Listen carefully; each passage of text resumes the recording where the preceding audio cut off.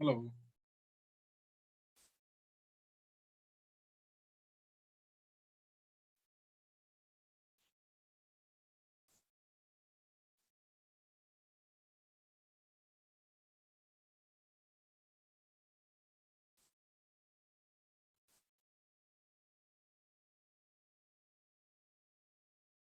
Hello.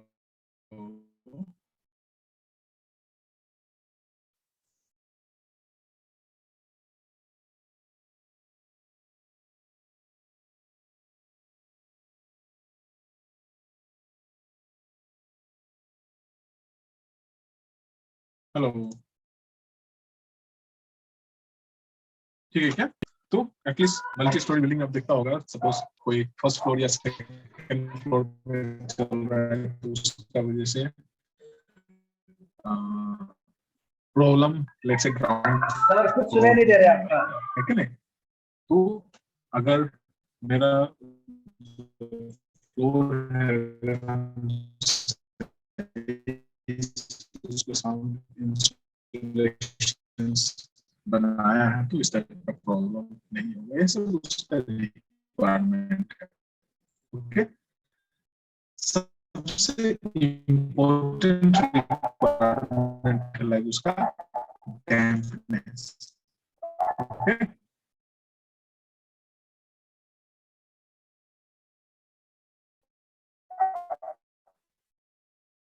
Dampness नहीं होना चाहिए। हेलो, किसी को आवाज नहीं जा रहा है? सर आपका साउंड क्लियर से नहीं आ रहा है। इम्पोर्टेंट पैरामीटर है लाइक इंसुलेशन।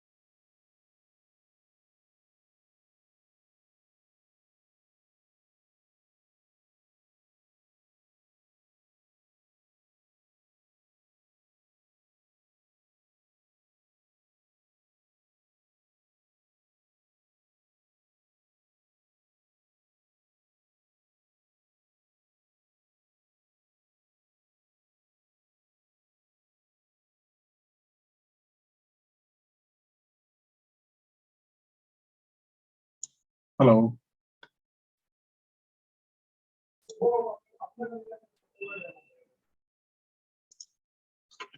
सबका नेटवर्क फ्लक्चुएट हो रहा है क्या?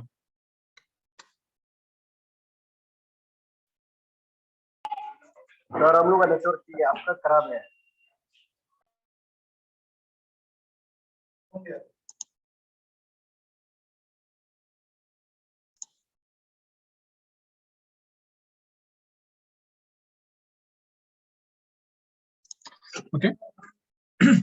तो लाइक एडिक्वेट फायर रेजिस्टेंट होना चाहिए, अदरवाइज थोड़ा भी टेम्परेचर फ्लक्चुएट होने से वो प्रॉब्लम क्रिएट कर सकता है।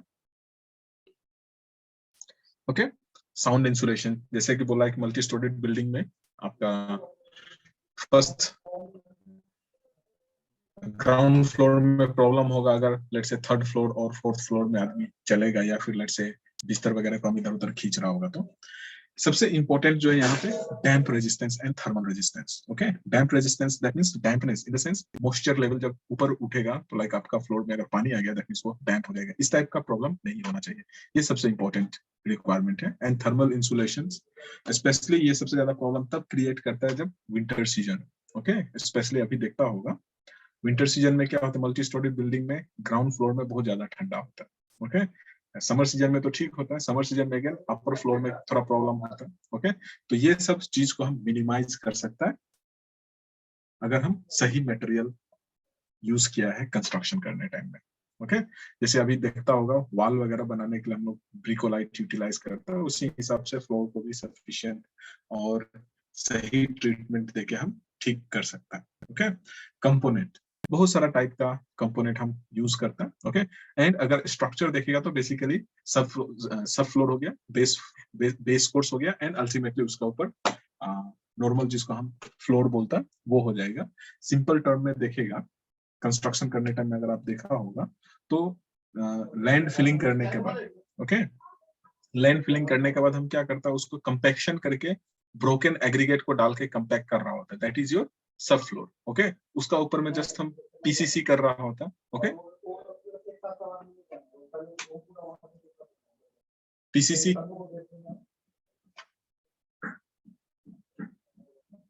पीसीसी पीसीसी करता है जिसमें हम लोग सिंपली जो प्लेन सीमेंट कंक्रीट है उसको डालते हैं, आप देखता होगा। ओके एंड देन उसका ऊपर हम क्या करते हैं हल्का सा एक सीमेंट एंड मोटर का प्लास्टर करके उसका ऊपर हम नीट सीमेंट फ्लोरिंग कर रहे हैं, that is called your neat cement flooring. Okay अगर हमको उसका ऊपर टाइल्स लगाना है तो अगेन वो प्लास्टर का ऊपर में हम सफिशिएंट लेवल मेंटेन करने के बाद हम उसका ऊपर टाइल्स लगाता है या उसका ऊपर ग्रेनाइट लगाता है या उसका ऊपर मार्बल लगाता है। सभी का नीचे से कंस्ट्रक्शन टाइम हम लोग क्या करता है ये सब बेस कोर्स में ही हम समटाइम छोड़ देता है, दैट मींस पीसीसी करके छोड़ देता है, उसका नाम अलग है। समटाइम हम पीसीसी नहीं करके लेट्स से ब्रिक सिर्फ डाल देता है, उसका नाम अलग है। ओके यही चीज को जस्ट हम यहाँ पे यूटिलाइज करता है। फ्लोर कवरिंग अलग अलग मटेरियल से हम करते हैं, जैसे कि टाइल्स हो गया, ग्रेनाइट हो गया, मार्बल हो गया। ऑफ कोर्स जो आपका नीट सीमेंट फ्लोरिंग है उससे कहीं बेटर क्वालिटी आपका ग्रेनाइट फ्लोरिंग होता है बट काफी कॉस्टली हो जाता है, राइट। नो जस्ट यहाँ पे मटेरियल जो बोल रहा है सीमेंट कंक्रीट, लाइम कंक्रीट, ये आजकल ऑब्सोल्यूट हो गया। लाइम कंक्रीट आजकल बहुत लाइम कंक्रीट को डायरेक्टली हम यूटिलाइज नहीं करता है, लाइम कंक्रीट का जगह हम बेसिकली सीमेंट कंक्रीट ही आज के डेट में हम यूज कर रहा होता है। ओके स्टोन को हम यूटिलाइज करता है, स्टोन को हम यूटिलाइज कर रहा होता है। देन आ जाता है आपका स्टोन, ये भी यूज होता है, ब्रिक ये भी यूज होता है, वुडन ब्लॉक्स। ओके ये बहुत कॉस्टली हो जाता है बट इसको भी हम यूटिलाइज करता है। ये आज के डेट में आप देखता होगा बस्ती बेसिकली जो चांदर बनाता है जिसका फ्लोर आपका वुड का होता है, प्रोवाइडेड एबंडेंटली आपका वुड अवेलेबल हो, अदरवाइज ये काफी कॉस्टली हो जाता है। सिलेक्शन ऑफ मटेरियल मतलब बहुत सारा फैक्टर है जिसको हम यूज करता है पर्टिकुलर मटेरियल को चूज करने के लिए। अगर आपके पास सफिशिएंट फंड अवेलेबल है तो हम लेट्स से ग्रेनाइट फ्लोरिंग और मार्बल फ्लोरिंग के लिए जा सकता है, अदरवाइज हम लेट्स से ब्रिक फ्लोरिंग और let's say neat cement flooring को हम कर सकते हैं। Okay initial cost of course ये बहुत इंपॉर्टेंट है क्योंकि बिना इंजीनियर हम सबसे पहले इकोनॉमी को देखता है, अपीयरेंस। अगर आपके पास आपका सोशल स्टेटस बहुत अच्छा है तब हम अपीयरेंस को भी ध्यान देते हैं। अपीयरेंस दैट मींस हम सीमेंट फ्लोरिंग कर लेता है, उसके बाद जब मेरे पास थोड़ा फंड आता है तो हम क्या करते हैं वहां पे टाइल्स लगा देता है या फिर लेट से आपका मार्बल लगा देता है। ओके क्लीनलीनेस, ओके जहां पे हमको ज्यादा साफ रहना जरूरी है, स्पेशली लाइक आपका सैनिटेशन। ओके, लाइक आपका bathroom, toilet and bathroom. Normally हम क्या करते हैं, घर में टाइल्स लगाए ना लगाए, क्या करता है बाथरूम में टाइल्स लगाता है। ओके, बाथरूम एंड टॉयलेट में रीजन क्या है, वहां पे हमको क्लीनलीनेस चाहिए, सो दैट क्लीनलीनेस चाहिए, at the same time come amount of energy लगा के हम लाइक उसको इमीडिएटली साफ कर सकता है। ओके, वो भी एक रीजन है, ठीक है, जिसका वजह से हम उसको यूटिलाइज करते हैं, ड्यूरेबिलिटी। ओके, ये सबसे इंपॉर्टेंट है। अगर आपका स्ट्रक्चर खड़ा है एंड फ्लोर टूट गया, दैट मींस अगेन आपका बहुत ज्यादा कॉस्ट जाएगा। तो एज फार एज पॉसिबल हम उसको इस टाइप का मटेरियल यूटिलाइज करते हैं जो जिसका लाइफ स्पान काफी अच्छा हो। ओके, लाइफ स्पान काफी अच्छा हो। अगेन डैम्प रेजिस्टेंस, ये बहुत इंपॉर्टेंट है, क्योंकि dampness in the sense rise of moisture ना, क्योंकि फ्लोर जो है हमेशा ग्राउंड का कांटेक्ट में होता है। ये सब जगह से स्पेशली आपका डैम्पनेस से रिलेटेड क्वेश्चन पूछ सकता है एमसीक्यू में। ओके, फ्लोर जो है वो ऑलवेज ग्राउंड का कांटेक्ट में होता है। दैट मीन्स अगर सही ट्रीटमेंट नहीं दिया हुआ रहेगा तो क्या होगा, मॉइस्चर वहां पे इंक्रीज होगा। ओके, साउंड इंसुलेशन ऑलरेडी हम लोग देख चुका है, thermal insulation that means temperature काफी फ्लक्चुएट होगा। ओके, स्मूथनेस, ओके, अगर सही स्मूथ नहीं होगा तो अगेन हम उसको जल्दी आसानी से साफ नहीं कर सकते। जैसे आप देखता होगा कुछ कुछ गैरेजेस और गोडाउन्स में देखता होगा हम लोग का जो फ्लोर है वो सिंपली कंक्रीट से बना होगा। ओके, उसको साफ करना उतना इजी नहीं होता जितना हम टाइल्स और लेट से मार्बल फ्लोर को हम कर सकता है कि नहीं। उस चीज को जस्ट ध्यान देना। फायर रेजिस्टेंट तो होना ही चाहिए। Okay, hardness that means sufficient उसमें स्ट्रेंथ होना चाहिए। ओके, अदरवाइज सपोज कर लो आपका हाथ से कप छूट के नीचे गिरा और फ्लोर टूट गया, लेकिन रिपेयर करना मुश्किल है। इसलिए आप देखता होगा आपका जो टाइल्स है उसका भी sufficient hardness that mean sufficient strength होता है, सो दैट आपका हाथ से अगर कुछ छूट के गिर गया तो भी वो स्पेशली ना टूटे। क्योंकि अगर सपोज कर लो आपका ये फ्लोर है, ओके,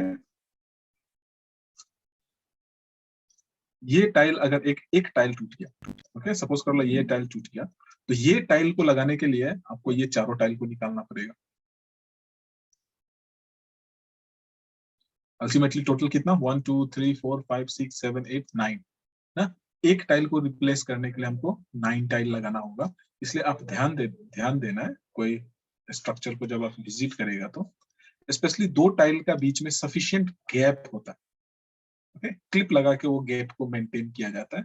वो इसलिए कुछ कुछ जगह में आप देखता होगा इवन वहां पे आप नखून भी नहीं घुसा सकता उतना, मतलब एक दूसरे से एकदम कॉम्पैक्ट करके लगाया जाता है। ओके, इसमें अगर एक टाइल टूट गया तो उसको रिप्लेस करने के लिए हमको उसका साइड वाला जितना टाइल है सभी को निकालना पड़ता है। ओके, जबकि यहाँ पे जब हम उसको गैप लगा के जब हम टाइल्स को लगाता है, क्लिप मिलता है आपको मार्केट में, कहीं भी आप साइट को विजिट करेगा तो आपको दिखाई देगा वो।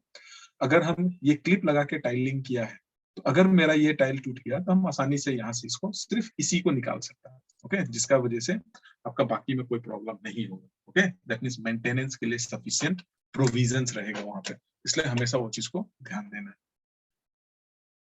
एक एमसीक्यू में पूछ सकता है कि क्लिप लगा के जो आप टाइलिंग करता है वो बेटर है या directly with congested tiling better है, या लेट्स से आपका सफिशिएंट गैप होना बेटर है, गैप होने वाला ज्यादा अच्छा है। ओके, नो वेरियस टाइप्स का जो आप फ्लोर देखेगा उसमें सबसे पहले आता है आपका mud flooring. Mud flooring that means simply मिट्टी से बना हुआ है। ओके, जैसे कच्चा घर वगैरह जो होता है, ओके, कच्चा हाउसेस का जो आपका फ्लोर है वो सिंपली आपका मिट्टी से बना हुआ होता है। जस्ट वहां पे देखता होगा पानी से लाइक हम उसको आसानी से साफ कर सकता है, प्रोवाइडेड हम पानी वहां पे स्टेगनेंट नहीं छोड़ सकता ना। बट इसका एक डीमेरिट ये होता है कि इसमें चूहा गड्ढा खोद देता है। ओके, चूहा जब गड्ढा खोद देता है तो उसमें वेरियस इंसेक्ट्स वगैरह रहना शुरू हो जाता है। ओके, समटाइम उस हॉल में हो सकता है सांप भी उससे, जो कि हाउस होल्ड के लिए सही नहीं है। ओके, मैंने ये टाइम देखा होगा आप प्लेन्स रीजन में, लेट्स से नॉर्थ इंडिया या साउथ इंडिया में, स्पेशली जो मड हाउसेस है, मड हाउसेस को अगेन क्लीन करने के लिए, ओके, काउ डंग के साथ में लाइक थोड़ा मिट्टी जो सोइल होता है ना, सोइल को मिक्स करके एक स्लरी बनाता है एंड देन उसको बेसिकली मॉक किया जाता है। इसके बाद उसका जो एस्थेटिक अपीयरेंस है इंप्रूव हो जाता है सर्टेन टाइम के लिए, लेट्स से 1 वीक के लिए। आफ्टर 1 वीक फिर से वो प्रोसेस को फॉलो किया जाता है। देन चॉप्ड स्ट्रॉ, समटाइम क्या होता है ये जो आपका मिट्टी है, मिट्टी के साथ में हम समटाइम ये चॉप्ड स्ट्रो को मिक्स करता है, तो उसका अगेन टेंसाइल स्ट्रेंथ इंप्रूव हो जाता है एंड आपका जो फ्लोर है, फ्लोर का लाइफ इंप्रूव हो जाता है। ओके, जैसे जस्ट ये आप देख सकते हैं मड फ्लोरिंग सिंपली मिट्टी से बना हुआ, आप बेसिकली देखा होगा इस टाइप का, ठीक है ना। इसका कई एक बेनिफिट है। ओके, समर का टाइम में ये थोड़ा ठंडा होता है, विंटर के टाइम में ये उतना ठंडा नहीं होता जितना कंक्रीट फ्लोर ठंडा हो जाता है, बट इसका डिमेरिट ये है कि यहाँ पे चूहा वगैरह गड्ढा खोद देता है, जिसका वजह से हम इसको यूटिलाइज नहीं करता है। ओके, कच्चा हाउसेस में ही बेसिकली हम इसको यूज कर रहा होता है। ओके, ये जो है जस्ट आपका जो स्लरी है, okay, cow dung, soil and let से आपका जो चॉप्ड स्ट्रो है, चॉप्ड स्ट्रो का साथ में जो स्लरी है, उस स्लरी से इसको मूव किया जाता है। इसका बाद इसका जो एस्थेटिक अपीयरेंस से काफी इंप्रूव हो जाता है। ओके, जस्ट ये सब उतना कुछ। Next is your brick flooring. Okay, brick flooring that means जो आप जो नीचे का जो बेसमेंट प्रिपेयर किया, बेसमेंट प्रिपेयर करने का ऊपर में हम जस्ट ब्रिक को सोलिंग कर देता है। ओके, ब्रिक को सोलिंग कर देता है।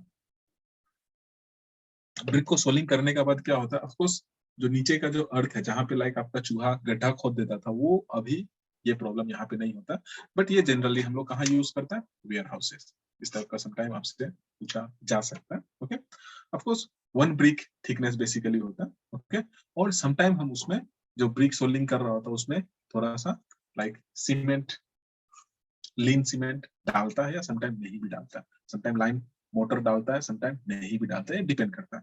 ओके, बट ब्रिक फ्लोरिंग हम बेसिकली रेसिडेंशियल बिल्डिंग्स में यूटिलाइज नहीं करते, जनरली कहाँ यूटिलाइज करते हैं, आपका वेयर हाउसेस में। इस टाइप को जस्ट ध्यान देना है, उतना कुछ और ज्यादा कुछ नहीं है।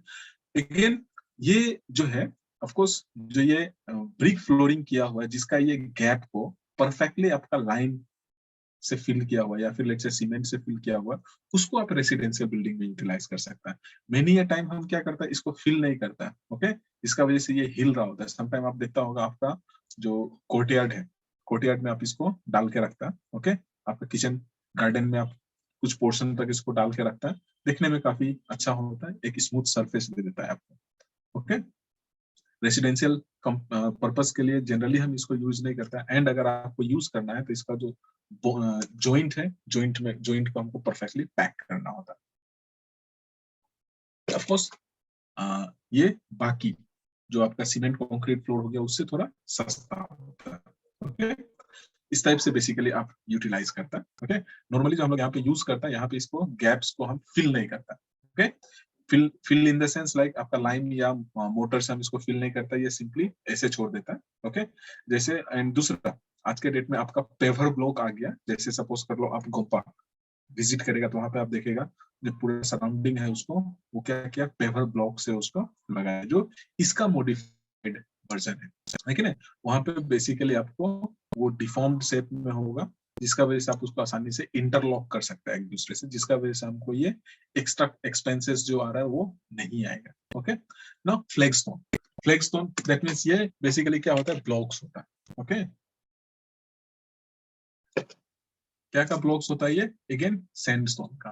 ओके, जैसे आपको मार्केट में मार्बल मिलता है उसी टाइप से ये भी आपको मिलता है। ओके, इसका जो डायमेंशन है बेसिकली इस शेप में आपको मिलता है, लाइक 2 to 4 सेंटीमीटर थिकनेस में, एंड उसका जो डायमेंशन है बेसिकली आप 30x30 और लेट्स से 45x45 और 60x60, 45x60 ये स्टैंडर्ड साइज है जिसमें आपको मिलेगा। सिंपल टर्म में जो आप मार्बल वगैरह जो दिखता है ना, दैट इज योर फ्लैगस्टोन। आपको अलग अलग साइज में मिलेगा। इसको लगाने का जो तरीका है एग्जैक्टली सेम है जो आपका टाइल्स का लगाने का तरीका है। क्या बोल रहा है यहाँ पे, जैसे subsoil is properly compacted over which 10 to 15 centimeter thick lime or lean cement concrete is placed ना। ये जो सीमेंट कंक्रीट है बेसिकली आपका फ्लोर, जो आपका सोइल है, सोइल एंड लेट्स से आपका फ्लैगस्टोन, ऊपर में जो आप एलिमेंट डालेगा दोनों का बीच का बेस कोर्स है ये। ओके, अगर ये सफिशिएंट नहीं है, सफिशिएंटली स्ट्रॉन्ग नहीं है, इसका ऊपर आप जो कवरिंग डालेगा वो कवरिंग टूट सकता है। ओके, इसलिए ये सफिशिएंटली स्ट्रॉन्ग होता है। कहीं कहीं देखता होगा ना अगर सही से उसका जो बेस है, बेस अगर नहीं बना, ऊपर में टाइल्स लगा दिया तो वो इमीडिएटली टूट जाता है जब उसका ऊपर लोड आता है।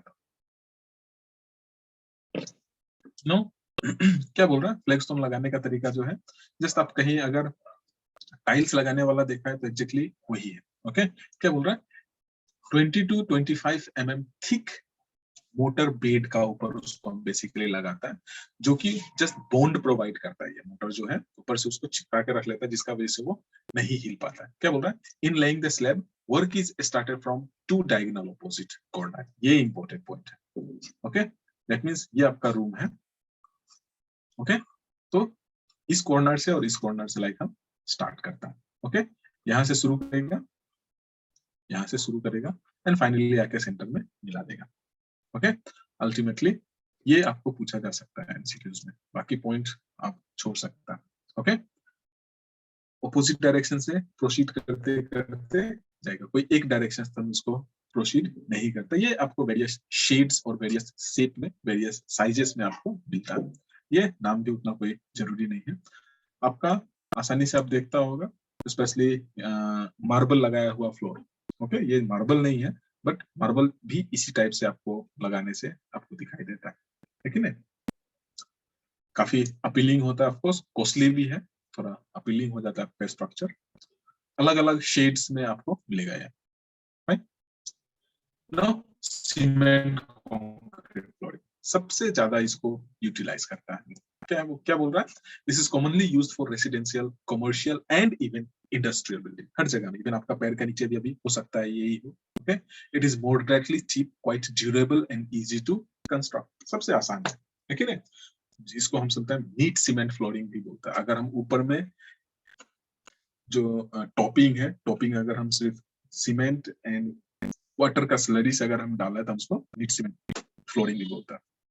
क्या बोल रहा है, the floor consist of two component, क्योंकि ये बहुत ज्यादा यूज होता है, यहाँ से आपको क्वेश्चन पूछ सकता है। ओके, मेनली हम लोग इसी को यूटिलाइज कर रहा होता है। क्या बोल रहा है, बेस कोर्स, टॉपिंग और let's say wear course. Okay, जो ऊपर वाला जो पोर्शन है वो, तो ये दो फॉर्म में हम इसको बेसिकली यूटिलाइज करते हैं। क्या बोल रहा है, they are constructed either monolithically or non-monolithically. When the floor is laid monolithically, good bond between two components is obtained, resulting in similar overall thickness. However, such a construction has three disadvantages. Okay, monolithically एक साथ में just हम उसको construct कर देता है। क्या बोल रहा है, topping is damaged during the subsequent operation, मतलब जब आप उस पर आ जा रहा है टूट सकता है। क्या बोल रहा है, here cracks are developed because of settlement of freshly laid course ना, जैसे इमीडिएटली हम कोर्स लगाए उसके ऊपर चल दिया, वहीं से सेटलमेंट हो सकता है। क्या बोल रहा है, work progress is slow because to wait till the initial setting of base course, मतलब जब तक नीचे का पोर्शन नहीं सेटल होगा तब तक आप ऊपर का पोर्शन को नहीं बना सकता। जैसे आप देखता होगा जब भी हम फ्लोरिंग करता है तो 2 या 3 दिन लग ही जाता है उसको फिनिशिंग करने के लिए, है कि नहीं। सपोज अगर हमको उसमें टाइल्स और अदर एलिमेंट लगाना है तो थोड़ा ज्यादा टाइम लग जाता है। ओके, क्या बोल रहा है, बेस कोर्स का बारे में क्या बोल रहा है, इसका जो थिकनेस है बेसिकली आपका 7.5 to 10 सेंटीमीटर थिक होता है। ओके, ये जस्ट 1:3:6 टू लेट्स से आपका 1:5:10, लाइक वेरी लो ग्रेड का कंक्रीट को हम यूटिलाइज कर रहे हैं कि नहीं।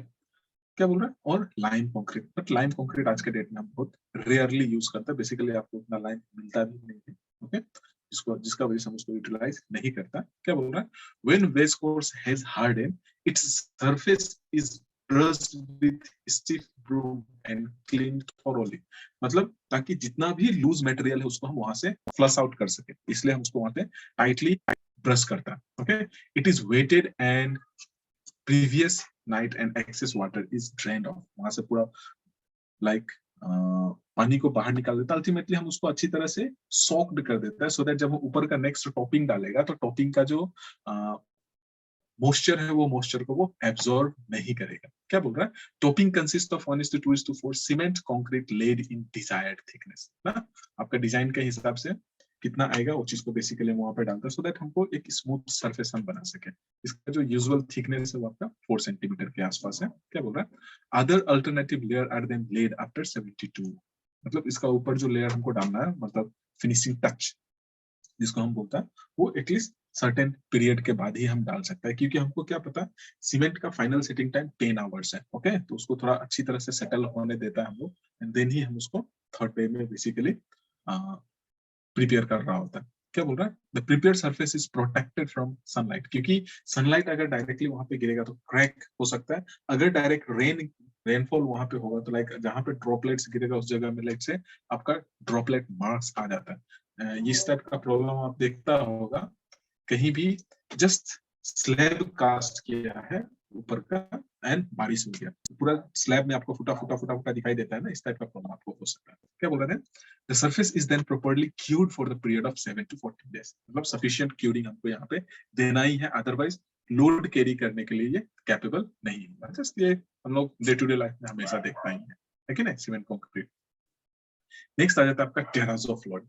ओके, इससे आप क्वेश्चन एक्सपेक्ट कर सकते हैं टेराजो से।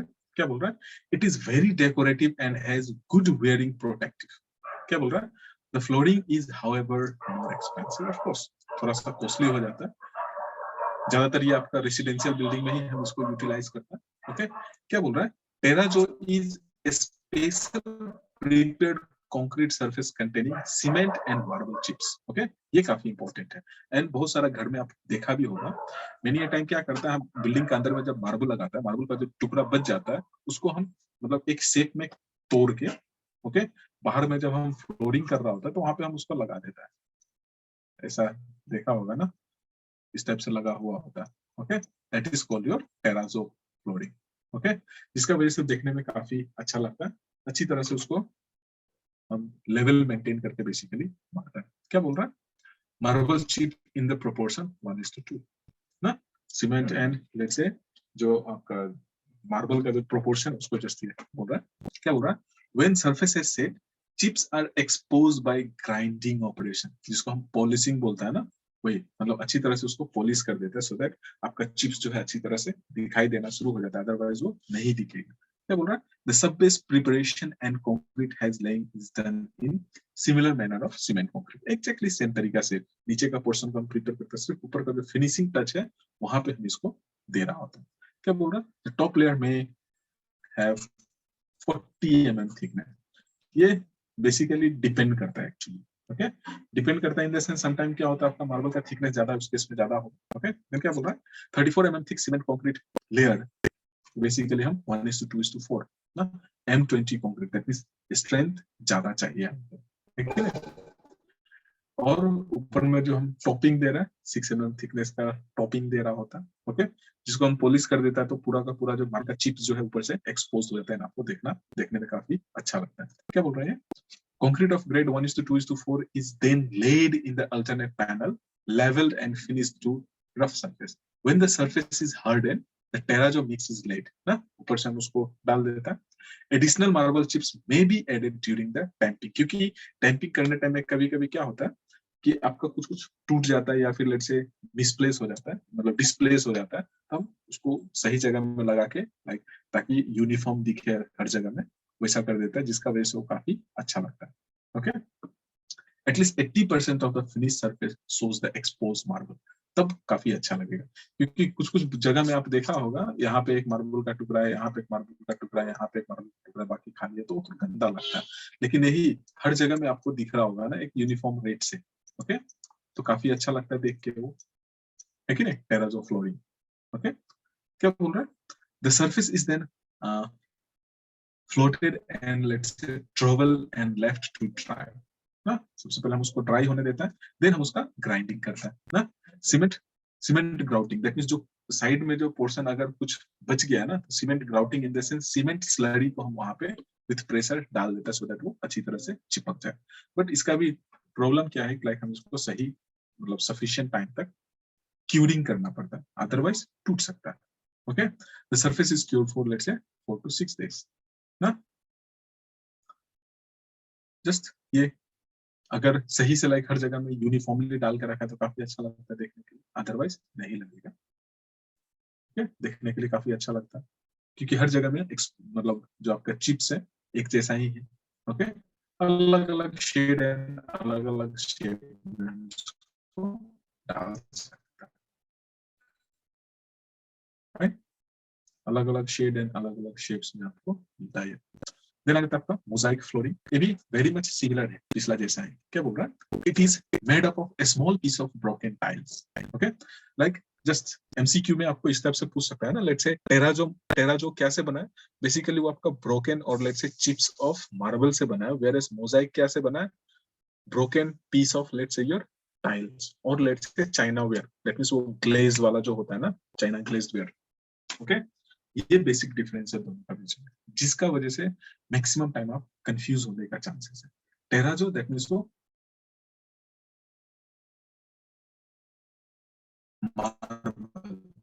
मार्बल का चिप्स है। ओके, मोजाइक दैट मींस यहाँ पे टाइल्स का ब्रोकन पार्ट है, क्योंकि जब भी हम घर में बिल्डिंग में टाइल्स लगा रहा था तो कर सकता है। ओके, तरीका एग्जैक्टली उसी का जैसा है। क्या बोल रहा है? The concrete base is prepared as in case of concrete flooring and over it 5 to 8 centimetre thick lime सूखी mortar is spread and level ना, उसको ऊपर से डाल के हम उसको लेवल कर देता है बेसिकली, क्योंकि टाइल्स का थिकनेस काफी कम होता है, इसीलिए यहाँ पे देखिए क्या बोल रहा है? On this 3 mm thick cementing material in the form of paste of 2 part of slag lime, 1 part of let's say powdered marble and 1 part of pozzolana material is sprayed and left for dry for about 4 hours। उसके बाद like हम आधा, सिर्फ आपको इतना ध्यान देना है मोजाइक में क्या एलिमेंट यूज होता है, टेराजो में क्या एलिमेंट यूज होता है।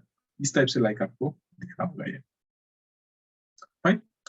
इसको समटाइम हम तोड़ के बनाता भी है, फाइन, अलग अलग शेड्स में आपको दिख रहा होगा।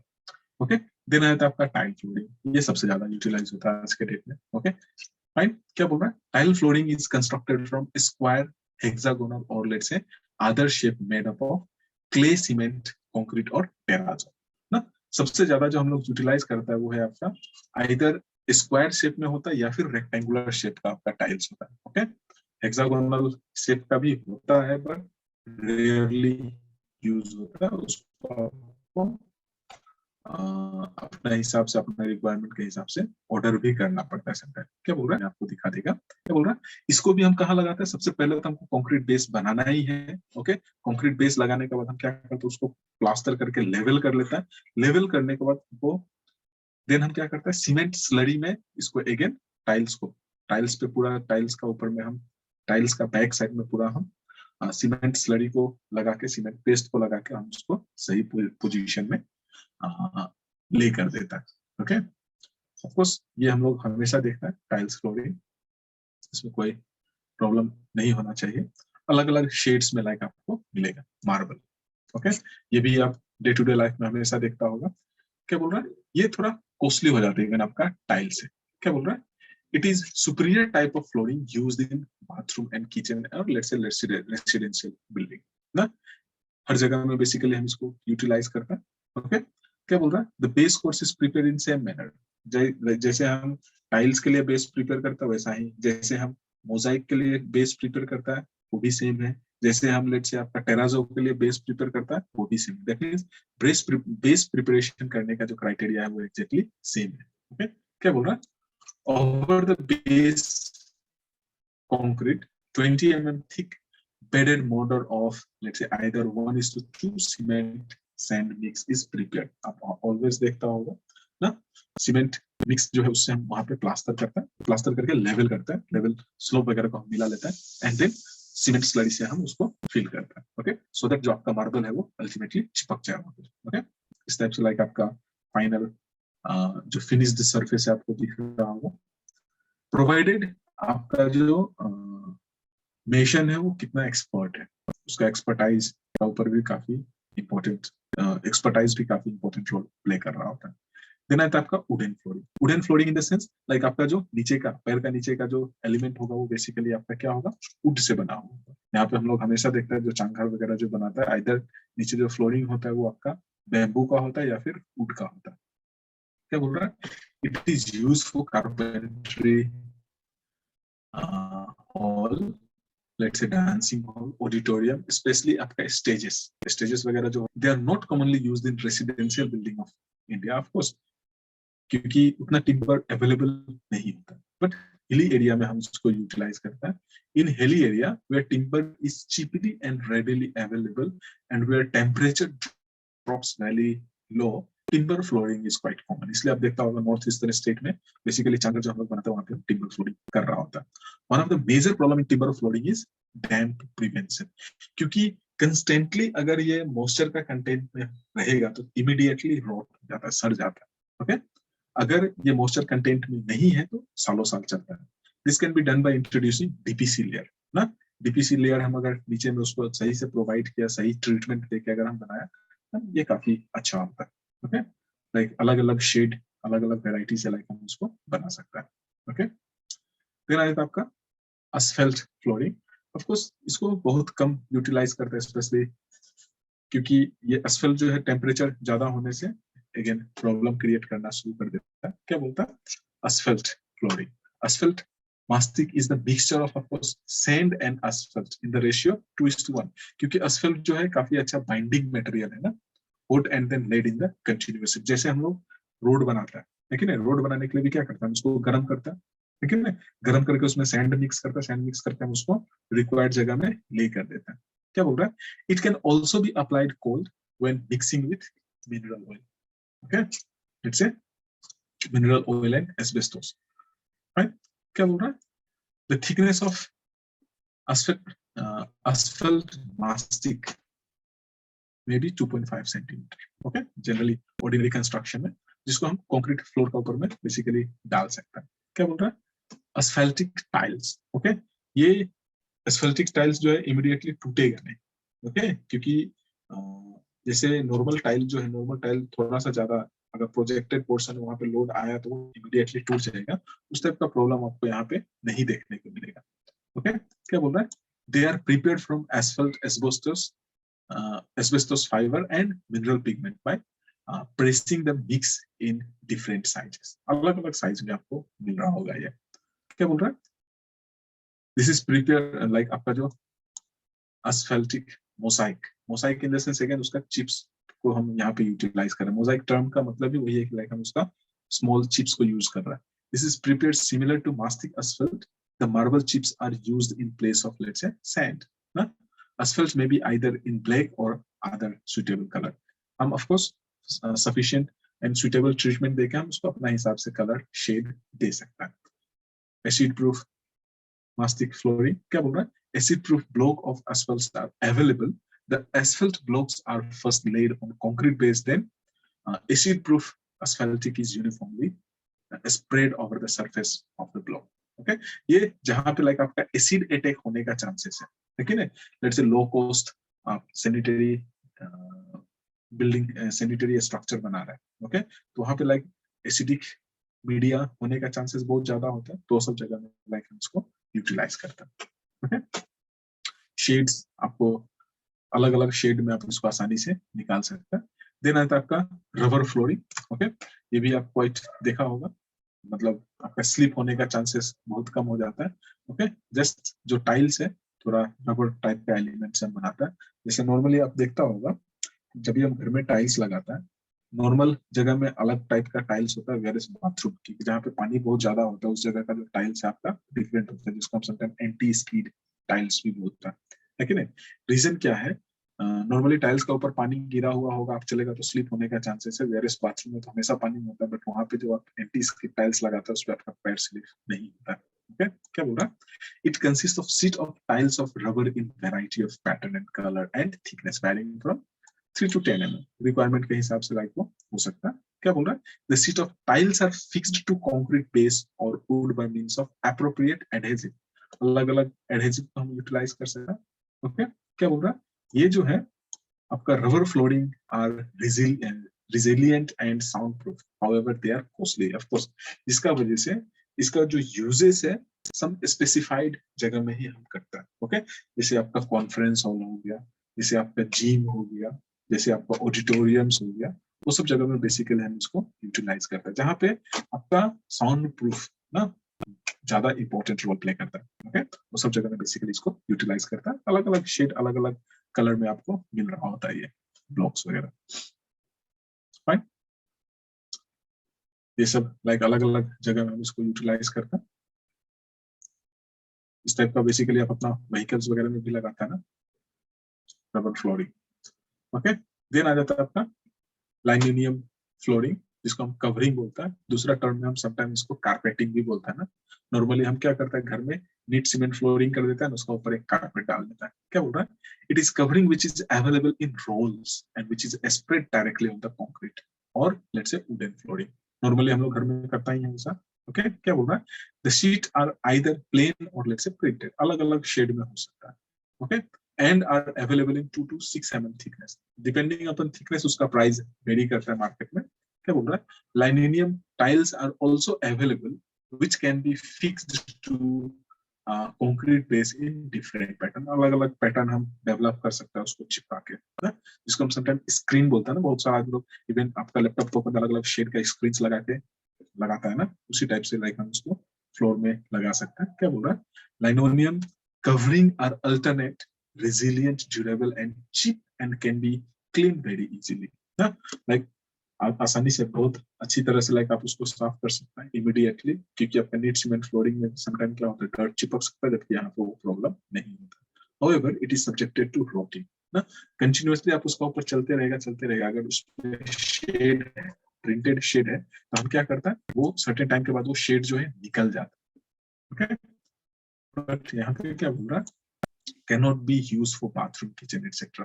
नॉर्मली हम बाथरूम किचन वगैरह में कारपेट यूज नहीं करता, पूरी चीज को जस्ट बोल रहा। आप देख सकते हैं ना, लगाने के बाद लाइक जस्ट लाइक टाइल लगाया वैसा ही दिख रहा है हमको। Okay, cork flooring. कॉर्क क्या है, जैसा कि नाम इंडिकेट कर रहा है ना, कॉर्क दैट मींस पेड़ से बना हुआ, लकड़ी से बना हुआ, टिम्बर से बना हुआ है। ओके, ऑफ कोर्स थोड़ा साउंड प्रूफ होता है, बट इसका प्रॉब्लम यह है कि काफी कॉस्टली हो जाता है। क्या बोल रहा है, it is preferably noiseless and used in libraries, theaters, art galleries, broadcasting stations, etc. जहां भी लाइक आपको साउंड इंसुलेशन करना है, उस जगह बेसिकली इसको यूटिलाइज कर रहा होता है। ओके, क्या बोल रहा है, कॉर्क क्या है, cork is the outer bark of the cork oak tree. Okay, and is available in the form of let's say cork carpet and let's say cork tiles, अलग अलग शेप साइज में ये आपका अवेलेबल है। Of course इसको भी हम क्या करते हैं, कंक्रीट फ्लोर के ऊपर में इंस्टॉल कर सकता है, चिपका सकता है। They are available in various sizes. Okay, square rectangle में आपको अवेलेबल होगा। ऑफ कोर्स इसका जो थिकनेस है बेसिकली 5 to 15 सेंटीमीटर के आसपास वेरी करेगा, वो बेसिकली इससे बनता है। ओके, क्योंकि ये काफी पोरस होता है, पोरोसिटी होने का वजह से ये लॉट्स ऑफ लेट्स से आपका हीट को भी एब्जॉर्ब कर सकता है, लेट्स से आपका नॉइस को भी एब्जॉर्ब कर सकता है। ओके, बिल्डिंग में लगाने के बाद आपका एस्थेटिक अपीयरेंस काफी इंप्रूव हो जाता है, बट इसका डिमेरिट ये है कि काफी कॉस्टली हो जाता है। ओके, देन आता है आपका ग्लास फ्लोरिंग। कुछ जगह में इवन ग्लास से बना हुआ ब्रिजेस भी मिलेगा, स्पेशली इंडिया में अगर देखेगा तो बिहार में कुछ पोर्शन है जहाँ पे बना हुआ है आपका ग्लास से ब्रिज। ओके, देखने में काफी अच्छा लगता है, लाइक आपको एक अलग ही थ्रिल देखने को मिलेगा, स्पेशली ये हिल स्टेशन पे इंस्टॉल्ड है। चाइना में भी बहुत सारा हिल स्टेशन पे इस टाइप से आपका ग्लास फ्लोरिंग वाला ब्रिज इंस्टॉल्ड है, जिससे एक अलग ही एक्सपीरियंस आपको मिलता है। ओके, विच चीज को जस्ट इवन हम समटाइम फ्लोर में भी यूटिलाइज कर सकते हैं। बहुत सारा मल्टी स्टोरी बिल्डिंग में देखता होगा आप, वॉल हम ग्लास से यूटिलाइज करता है। ओके, क्या बोल रहा है, this is a special purpose flooring used in circumstances where it is desired to transmit light from upper floor to lower floor, especially to admit the light at the basement from the upper floor. ना सबसे important role वही है कि जहाँ पे हमको light को transmit करना है, उसी जगह में इसको यूटिलाइज करता है। क्या बोल रहा है, structural glass is available in the form of tiles and thickness 12 to 30 mm, अलग अलग साइजेस में ये अवेलेबल होता है। बेसिकली जो हम यूटिलाइज करते हैं आपका टफ एंड ग्लास होता है। ओके, ज्यादातर आप घर में देखता होगा ना, ग्लास से बना हुआ आप लाइक टेबल यूज करता है। ओके, ये जगह में जस्ट ग्लास से बना हुआ टाइल्स को यूटिलाइज कर रहा है, दैट मींस ये रूम का लाइट नीचे बेसमेंट में ये एडमिट कर रहा होता है। वो सारा पब्स ओके डिस्पोज में आप देखता होगा इस टाइप से इंस्टॉल होता है। ओके, एक अलग ही फीलिंग दे रहा होता है। ओके, प्लास्टिक और लेट्स से पीवीसी फ्लोर। ओके, सिंपली हम उसको पॉलीविनाइल क्लोराइड पीवीसी से हम जस्ट उसको फैब्रिकेट और कवरिंग डाल देता है। क्या बोल रहा है, this is made up of plastic material called polyvinyl chloride.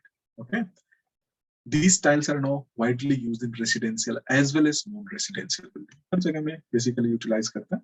Tiles are laid when adhesive has set sufficiently, okay, इसको बेसिकली हम क्या करते हैं, जैसे अगेन ये भी आपको कारपेट का जैसा ही मिल रहा होता है। लेकिन आप देखता होगा वो कारपेट को लगाने के लिए क्या करते हैं, पीछे में गम लगाता है ना, वही चीज को जस्ट ये बोल रहा हूँ। ओके, लाइक एडहेसिव चाहिए, अदरवाइज वो अपना पोजीशन को चेंज कर सकता है। ओके, क्या बोल रहा है, the floor is washed with warm soap water before use, क्योंकि जब हम गम लगाएगा तो उसको चिपकने के लिए कोई भी वहां पे लूज पार्टिकल जो है वो नहीं होना चाहिए, जिसके लिए हम वहां से जितना भी लूज एंड डर्ट है उसको रिमूव कर देता है। क्या बोल रहा है, it is resilient, smooth, good looking and can be easily cleaned. Of course आसानी से हम उसको निकाल सकते हैं, अलग अलग शेप एंड शेड में लाइक आपको मिल सकता है। ये आपका फ्लोर। ओके, कुछ प्रॉब्लम है तो बोलिए, अदरवाइज नेक्स्ट टॉपिक को देखता।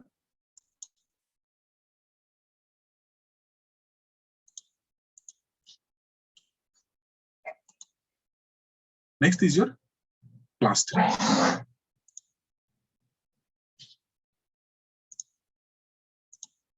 ये काफी इंपॉर्टेंट है। सर एमसीक्यू मिल जाएगा ना इसका, किसका? ये फ्लोर्स का ऊपर में आप लोग प्रोवाइड करेंगे क्या? एमसीक्यू हम लोग क्यों प्रोवाइड करेगा, मतलब आपको तो मेनली मतलब कॉन्सेप्ट देने का कोशिश कर रहा है और कहाँ से पूछा जा सकता है वो बताने का कोशिश कर रहा है। बिल्डिंग मटेरियल से आप ज्यादा से ज्यादा 6-7 क्वेश्चन लाइक 6 to 12 मार्क का बीच में एक्सपेक्ट कर सकता है, जिसमें कौन कौन सा पोर्शन है, जैसे बॉन्डिंग से आपको बता रहा था, फ्लोरिंग में कहाँ से पूछ सकता है, टाइल्स का कोई जगह से पूछा जा सकता है, इस टाइप से एक्सपेक्टेड एक पोर्शन बता रहा है। अदरवाइज तो हम लोग सिर्फ एमसीक्यू डिस्कशन कर रहा होना था।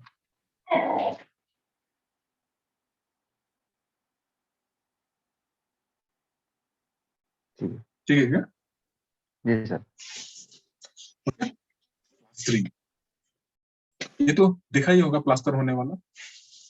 प्लास्टरिंग का मेन पर्पस क्या है, ये नोट्स आपको मिल जाएगा, डोंट वरी। प्लास्टरिंग का मेन पर्पस क्या है, लाइक जो भी आपका बैड वर्कमैनशिप है, बैड वर्कमैनशिप को लाइक वो कवर करता है कि नहीं। जैसे आप देखता होगा मेसन, जैसे ये वॉल बना रहा है फॉर एग्जाम्पल, ओके, मेसन इस साइड से काम कर रहा है, यहाँ से प्लेटफॉर्म से काम कर रहा है, तो आप देखता होगा इस जगह का जो सरफेस है काफी स्मूथ हो जाता है, ओके, जबकि इधर का जो सरफेस है काफी अनड्यूलेटेड होता है। ओके, तो इस टाइप का जो वर्कमैनशिप में जो आपका डिफेक्ट्स है, उस डिफेक्ट्स को हम बेसिकली हाइड कर देता है with the help of like आपका प्लास्टर वर्क।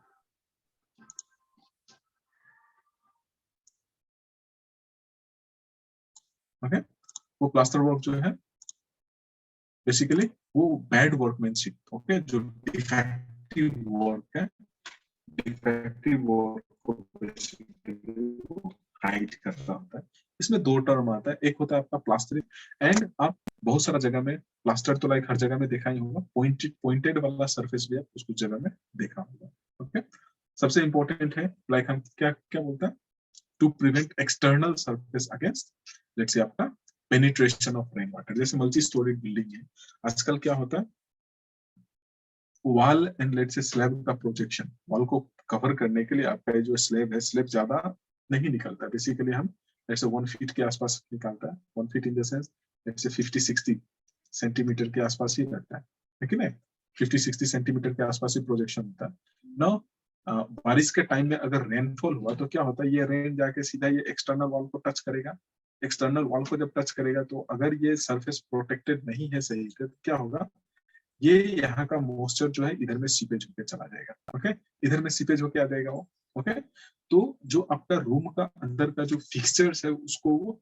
स्पॉइल कर देगा, जो रूम का अंदर का जो पेंट है उसको वो स्पॉइल कर देगा, कुछ पेंटिंग्स अगर आप लगा के रखा है उसको वो स्पॉइल कर देगा। तो वो चीज को बचाने के लिए हम क्या करता है, वहां पे प्लास्टर करता है। ओके, अगर सिर्फ एक साइड में करेगा तो भी वो प्रॉब्लम सॉल्व नहीं होगा, इसलिए हमको क्या करना होता है, दोनों साइड से प्लास्टर करना होता है, सो दैट अंदर एंड बाहर दोनों साइड से जब प्लास्टर करेगा तो ही वो आपको सफिशिएंट सही रेजिस्टेंस देगा। ओके, ऑफ कोर्स कई एक टाइप का आपका प्लास्टर है, जैसे लाइम मोटर हो गया, सीमेंट मोटर हो गया, क्या बोल रहा है, जब भी हम लाइम मोटर को यूटिलाइज करता है तो बेसिकली आपका फैट लाइम और हाइड्रोलिक लाइम होता है। ये जगह से आपको पूछा जा सकता है कि लाइक हम लाइम मोटर जब यूज करता है तो वो कौन सा लाइम को यूज करता है, बेसिकली आपका फैट लाइम होता है, दैट मींस उसमें क्ले पार्टिकल और सील पार्टिकल का कंटेंट नेग्लिजिबल होता है।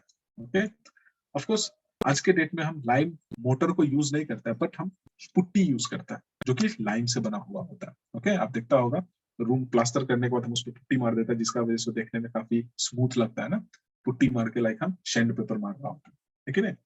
क्या बोल रहा है, hydraulic lime contain particles which slake very slowly.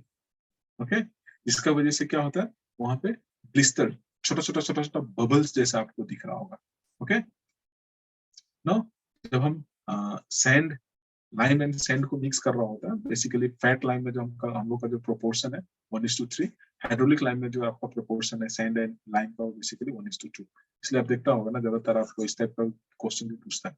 Let's say lime motor जो हम यूज करते हैं उसका प्रोपोर्शन और रेशियो क्या है कि नहीं। क्या बोल रहा है, again addition of guggul can improve the binding properties.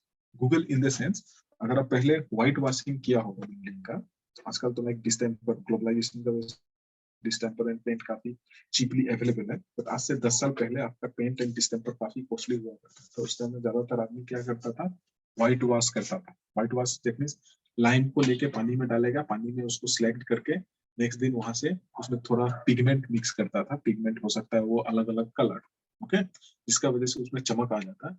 Now again उसको वॉल में सही से चिपको बोल के उसमें गम डाला जाता था, बेसिकली फेविकोल और दूसरा कोई गम डाल के उसको सही से मिक्स करने के बाद हम उसको वॉल पे पेंट करता था, जिसका वजह से वो चिपक जाता था उसको। ओके, एंड आदमी अगर वॉल का टच में भी आया है तो उसका कपड़ा में नहीं लगता था। नहीं तो पहले आपको स्कूल का टाइम अगर आपको याद होगा तो पेंटिंग होने के बाद आप देखता होगा, अगर सही से उसमें गम नहीं डाला है तो क्या होता था, आपका कपड़ा में, आपका हाथ में, आपका पैर में वो लग जाता था। क्या बोल रहा है, mixing of copped hemp can improve the adhesive and its tensile properties of the lime. Okay, sorry, chopped hemp. Okay, hemp in the sense जो आपका straw, जो आपका है, okay, जो आपका घास जो होता है ना, उसका पोर्शन को वहां पे मिक्स करने से भी उसका टेंसाइल स्ट्रेंथ आपको इंप्रूव हो जाता है। वो तो हो गया लाइक आपका लाइम मोटर। दूसरा जो हम यूज करते हैं आज के डेट में जनरली, वो है आपका cement motor. Okay, of course क्या बोल रहा है, non absorbent, it is the best for external plastering. आज के डेट में हम मैक्सिमम इसी को यूटिलाइज करता है। Okay, and preferred in damp room and let's से डैम्प क्लाइमेट, क्योंकि डैम्प रूम में यूज करने का बेनिफिट क्या है कि लाइक उसको क्यूरिंग आसानी से वहां पे आपको मिल जाएगा। ओके, ऑफ कोर्स क्योंकि ये लाइम से ज्यादा स्ट्रॉन्ग है, ड्यूरेबल है, इसलिए हम इसको यूटिलाइज करता है। राइट, जो आपका मिक्स प्रोपोर्शन है बेसिकली आपका सीमेंट एंड सैंड का, बेसिकली 1:4 to 1:6 के आसपास है। बेसिकली जो हम लोग यूज करते हैं 1:5 के आसपास जनरली यूटिलाइज करता है। ओके, नाउ जब भी आपको प्लास्टर करना है, ओके, हम क्या करता है, जिस सरफेस पे हमको प्लास्टर करना है उसको हम अच्छी तरह से साफ करता है, लेकिन वहां पे कोई भी लूज एंड डर्ट मटेरियल ना हो। अच्छी तरह से साफ करके जो लूज मोटर है उसको हम निकाल देता है। ओके, निकालने के बाद हम उसको मॉइस्ट करता है। अगर आप देखा होगा तो पानी डाल रहा होता है ना, दैट मीन्स मॉइस्ट करने के बाद देन हम वहां पे प्लास्टर का जो मिक्सचर, हम लेट्स से सीमेंट एंड सैंड का जो मोटर प्रिपेयर किया है, या फिर लेट्स से आपका लाइन मोटर जो उसको हम वहां पे डालना होता है। क्या बोल रहा है, the surface should be washed with clean water uniformly to produce optimum suction. Excess soaking with water में कॉज स्लाइडिंग ऑफ मोटर ना, इसलिए आप देखता होगा अगर आपका वॉल ज्यादा भीग गया, जब हम मोटर वहां पे डालता है तो वो गिर जाता है। लेकिन देखता होगा आपका मेशन में क्या करता है, उसमें सीमेंट और ज्यादा डालता है सो दैट वो चिपक जाए, एडहेसिव प्रॉपर्टी। ये तो हो गया कि लाइक आपका मॉइस्चर ज्यादा हो। एमसीक्यू में इसी टाइप से पूछ सकता है, प्लास्टरिंग करने टाइम में अगर मॉइस्चर ज्यादा होगा तो क्या हो सकता है, आपका मोटर स्लाइड हो जाएगा। अगर मेरा मॉइस्चर कम हुआ तो क्या हो सकता है, लेस मॉइस्चर में cause strong suction which withdraw moisture from the motor and make it weak again ना। अगर कम पानी होगा, कम कम मोइस्ट करके रखेगा, तो सही से भिगा के नहीं रखेगा तो भी लाइक आपका मोटर को कमजोर कर देगा। इसलिए आप देखता होगा जब भी कहीं हम प्लास्टर करता है तो प्लास्टर करने से पहले वॉल को सफिशिएंटली भिगा देता है। Now method of plastering. Okay, क्या बोल रहा है, lime mortar applied in 3 coat और इन 2 कोट। जनरली 2 कोट में 2 कोट को ज्यादा प्रीफर करता है। तो जो आपका 3 कोट है उसको क्या बोल रहा है, एप्लीकेशन ऑफ रेंडरिंग और let's say first coat. That means जो हम वॉल सरफेस जो प्रिपेयर किया था, वॉल सरफेस जो प्रिपेयर किया था उसको पर हम फर्स्ट कोट डाल देता है। क्या बोल रहा है? The motor is forcibly applied with masons trowel. Just आप देखता होगा ना, ट्रॉवेल का ऊपर में मसाला लेकर उसको जोर से वॉल पे मार रहा होता है। ओके, मारने के बाद उसको प्रेस कर रहा होता है, लेवल नहीं कर रहा, प्रेस कर रहा होता है, ठीक है ना, सफिशिएंटली उसको प्रेस कर देना होता है।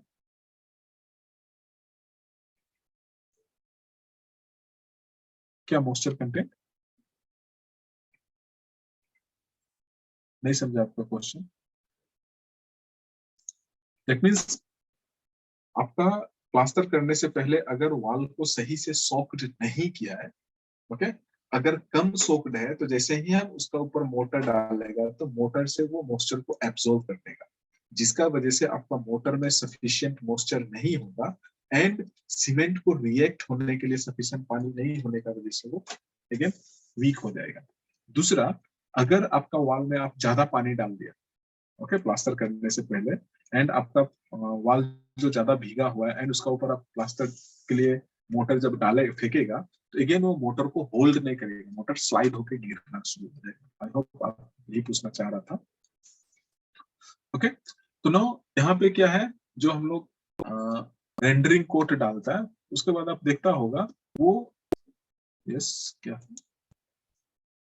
यस, तो जस्ट हम जो मसाला है, मसाला जिसको मोटर बोलता है ना, मोटर को हम वॉल में डालने के बाद सही से उसको जस्ट लगा देता है। हम यहाँ पे सरफेस को पूरा परफेक्ट फिनिशिंग नहीं देता है, बट हम वहां पे क्या करता है, थोड़ा स्क्रैच टाइप का बना देता है, सो दैट उसका ऊपर जब हम काम करेंगे नेक्स्ट टाइम तो अगेन सही से वो चिपक जाए। देन क्या करता है, हम फ्लोटिंग कोट अप्लाई कर रहा होता है। ओके, फ्लोटिंग कोट अप्लाई करने से पहले क्या है, जो प्रीवियस कोट हम डाला था, प्रीवियस कोट को हम अच्छी तरह से साफ करते हैं, क्योंकि वो ऑलरेडी सूख चुका होता है ना, 7 डेज के बाद हम दूसरा डाल रहे हैं ना, सफिशिएंट क्यूरिंग के बाद। ओके, तो जो लूज मटेरियल है, लूज मटेरियल को हम वहां से वॉश आउट करके गिरा देता है एंड देन लाइक हम उसका ऊपर फिर दूसरा कोट डालता है। ऑफकोर्स अभी जो नेक्स्ट कोट डालेगा, नेक्स्ट कोट का जो थिकनेस है वो काफी कम हो जाएगा। ओके, एंड ये छोटा छोटा पैचेस में डालेगा, लेट्स से 15 by 15 और लेट्स से 10 by 10 का स्ट्रिप में, सो दैट लाइक हम उसको अच्छी तरह से बना सकेगा। एंड अगेन इसका भी सरफेस को क्या है, सरफेस जब लेवल कर देगा तो अगेन हम ऊपर में स्क्रैच कर देता है। स्पेशली आप कोई अंडर कंस्ट्रक्शन बिल्डिंग को विजिट किया होगा जहां पे टाइल्स लगाने का प्रोविजन है, स्पेशली बाथरूम में, आप देखता होगा अगर बाथरूम का 3 लेट्स से 1.5 मीटर हाइट तक ही हमको लगाना है तो प्लास्टर करने के बाद जो मेशन है इस टाइप से स्क्रैच कर देता है। ओके, इधर ब्रूम से या फिर लेट्स से ट्रॉवल से, सो दैट जब हम इसका ऊपर टाइल्स चिपका रहा होगा तो अच्छी तरह से चिपक जाएगा। तो वैसा ही क्या है, लाइक वहां पे स्क्रैच बना देता है, क्योंकि ये तो हम 3 लेयर में चिपकाएगा ना मोटर को, तो एक मोटर का ऊपर दूसरा मोटर अच्छी तरह से चिपकेगा, दूसरा का ऊपर तीसरा अच्छी तरह से चिपकेगा, इसलिए लाइक हम यहाँ पे स्क्रैच बना देता है। ओके, ऑफ कोर्स इसको भी हम क्या करते हैं, सफिशिएंटली क्योर करता है, क्योर करने के बाद देन फाइनली हम फिनिशिंग कोट डालता है। फिनिशिंग कोट को हम इस टाइप से डालता है कि लाइक वो अच्छी तरह से लेवल हो जाए। ओके, फ्लोटिंग अच्छी तरह से हम उसको स्मूथ फाइनल टच देता है, क्योंकि ये 3 कोट में एंड सफिशिएंट टाइम लेके बनाया इसलिए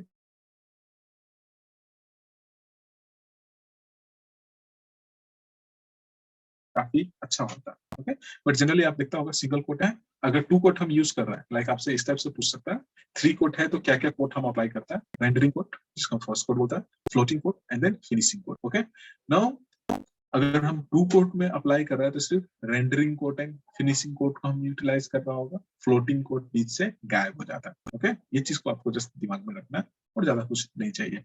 क्या बोल रहा है, rendering coat and finishing coat, जैसे ऊपर में आपका फ्लोटिंग कोट था, फ्लोटिंग कोट का जगह में हम जस्ट फाइनली फिनिश कर देता है इसको, और कोई ज्यादा डिफरेंसेस नहीं है ना। सीमेंट मोटर को भी हम बेसिकली इसी टाइप से डाल रहा होता है 2 कोट में। क्या बोल रहा है, सबसे पहले हम preparation of background, surface to be plaster भी अनइवन जो है उसको हम अगेन साफ कर लेता है, देन हम रेंडरिंग कोट को अप्लाई करते हैं।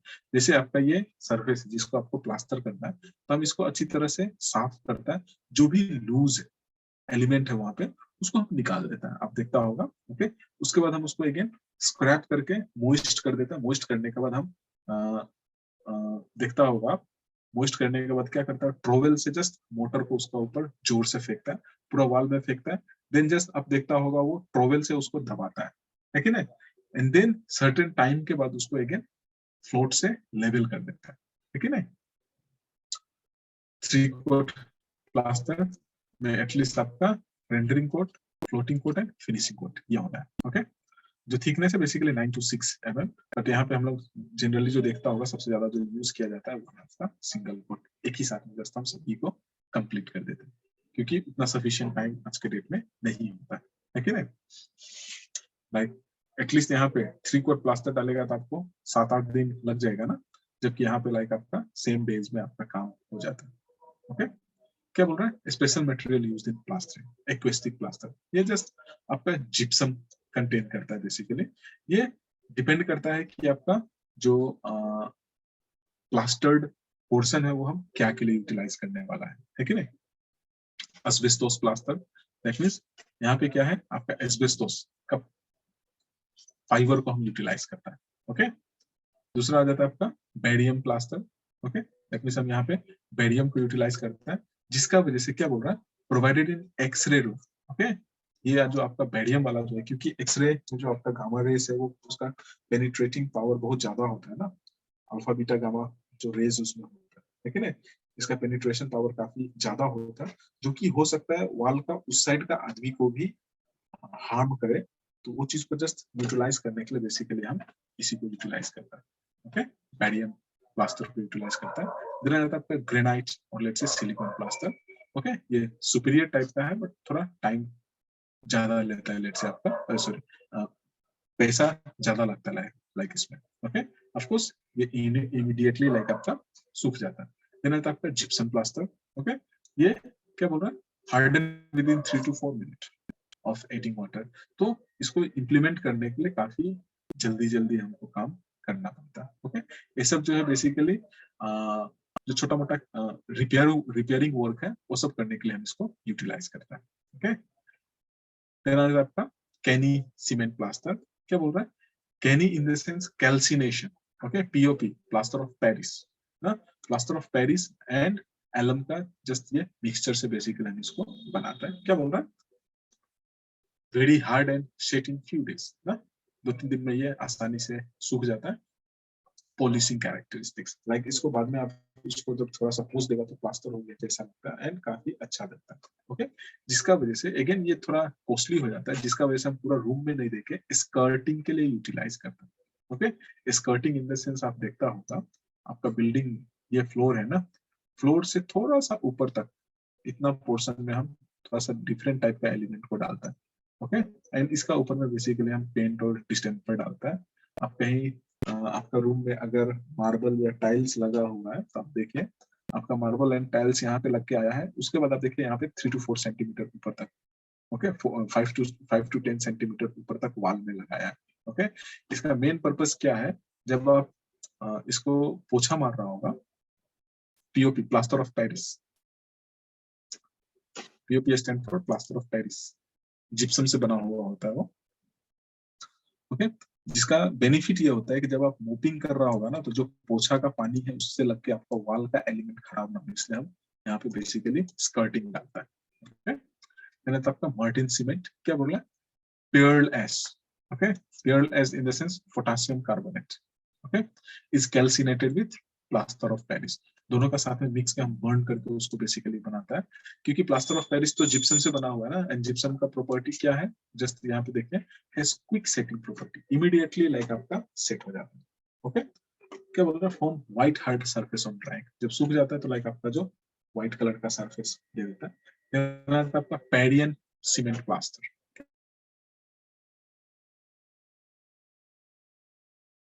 अलग ही टाइप का एलिमेंट है जिसको हम उसका साथ में बनाता है। देन आता है आपका स्कैग्लियन, क्या बोलेगा इसको, स्कैग्लियोला, स्कैग्लियोला प्लास्टर, जिसको हम क्या बोलते हैं, अगेन कैल्सिनेशन करते हैं, किसका साथ, क्या बोल रहा है, ऑब्टेन बाय डिसॉल्विंग कैनिस सीमेंट, ऊपर में हम कैल्सिनेट करके जो ऑब्टेन किया था, and colouring pigment in blue, so that like वो अच्छी तरह से चिपक जाएगा। क्या बोल रहा है, use for plastering panels, column etcetera. Okay, it appears like marble, बहुत सारा जगह में देखा होगा ना, लाइक है तो वहां पे नीट सीमेंट प्लास्टरिंग, लेकिन देखने में काफी अच्छा लगता है। ओके, दैट मींस आपका स्केग लियोगला प्लास्टर, जिसको समटाइम हम लोकल टर्म में घोला भी बोलता है ना, जस्ट ऊपर से मार के हम घोला जैसा बना देता है उसको। ओके, देन आता आपका Cerapit plaster. It is obtained when plaster of Paris is slagged in petroleum. Just अलग-अलग एलिमेंट को यूज करके बना रहे हैं इसको, जिसका वजह से इसमें आपका फायर रेजिस्टिंग प्रॉपर्टीज भी आ जाता है। ओके, नाउ ये तो हो गया जस्ट प्लास्टर। इसमें डिफेक्ट्स, प्लास्टर का डिफेक्ट से रिलेटेड आप एक क्वेश्चन एक्सपेक्ट कर सकते हैं। लाइक ये नीचे का जो पोर्शन यहाँ से आप एक मार्क्स एक्सपेक्ट कर सकता है। क्या बोल रहा है? Blistering of plaster, plaster surface जैसे दिखता होगा, सरफेस प्लास्टर करने के बाद वो थोड़ा सा फूल जाता है कि नहीं? क्या बोल रहा है? Formation of small patches of plaster swelling out beyond the plaster surface. Okay, specially जब हम लोग नीट सीमेंट फ्लोरिंग करता है, जब वहां पे सीमेंट स्लरी मारता है तो सीमेंट स्लरी थोड़ा सा बबल का जैसा फूल के निकल जाता है, वो भी लाइक आपका ब्लिस्टरिंग बबल्स है।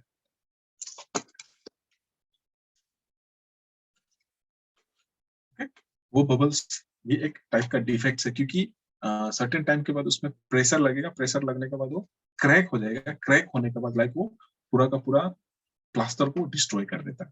देन आता है आपका क्रैकिंग। आप देखता होगा प्लास्टर करने के बाद वहां पे हेयर क्रैक्स जैसा छोटा छोटा फ्लिक्चर्स जैसा बन जाता है, जो कि अगेन देखने में काफी गंदा लगता है कि नहीं? एंड वो पूरा प्लास्टर्ड सरफेस में फैल जाता है, जिसका वजह से गंदा लगना शुरू हो जाता है। क्रेजिंग क्या बोल रहा है?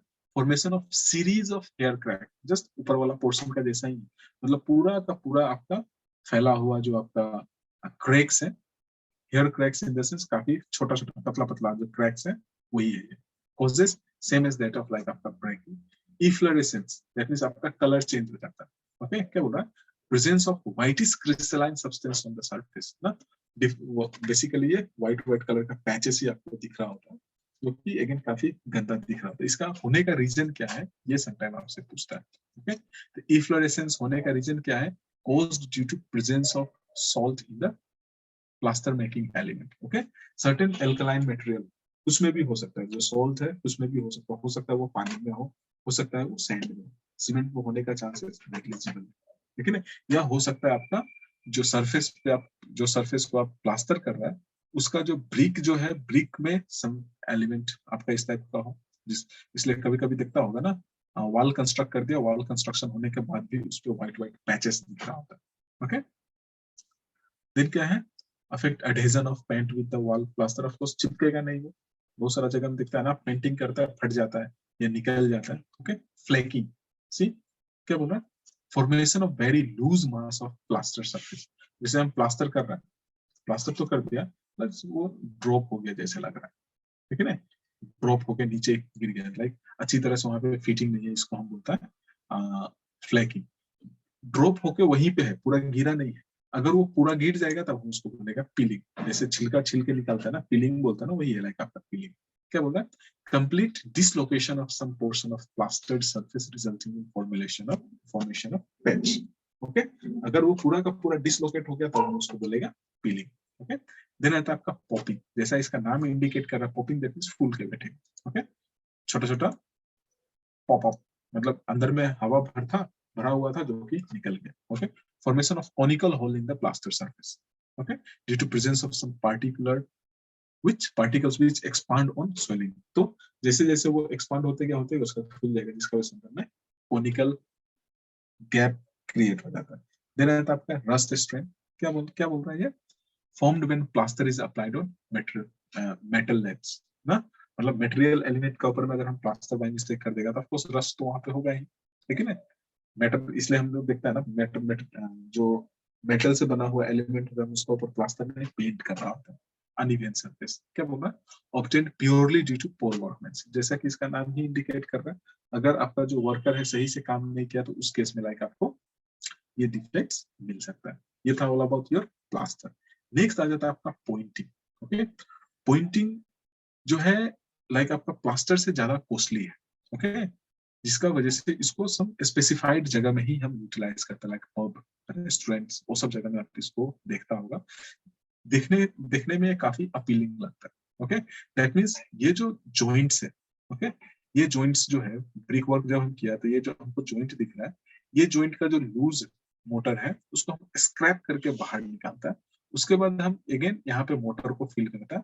मोटर को फिल करने के बाद पार्टिकुलर शेप, जैसा आपको शेप चाहिए उससे हम अगेन इसको स्क्रैप करके बाहर निकाल लेता है, जिसका वजह से वहां पे यूनिफॉर्म गैप, यूनिफॉर्म डेप्थ का गैप क्रिएट होता है, जो कि देख के काफी अच्छा लगता है। क्या बोल रहा है?